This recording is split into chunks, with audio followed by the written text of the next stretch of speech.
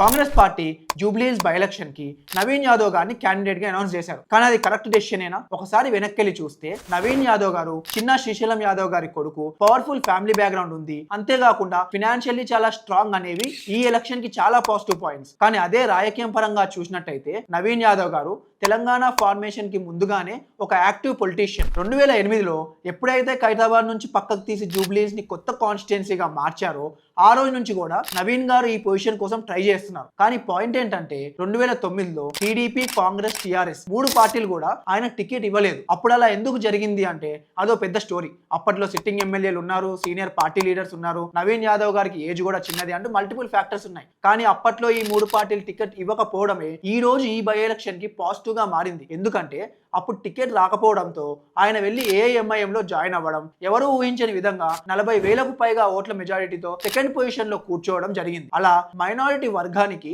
నవీన్ యాదవ్ గారు ఆల్రెడీ ఒక చాలా close leader. So youth following ఒక పక్క, మైనారిటీ బలం ఇంకో పక్క ఉంది కాబట్టి నవీన్ యాదవ్ గారు బలమైన కంటెస్టెంట్ అనే చెప్పొచ్చు. మరి నవీన్ యాదవ్ గారు ఈ బై ఎలక్షన్ ని గెలుస్తారా? మీ ఒపీనియన్ ని కిందిచ్చిన పోల్లో తెలియజేయండి.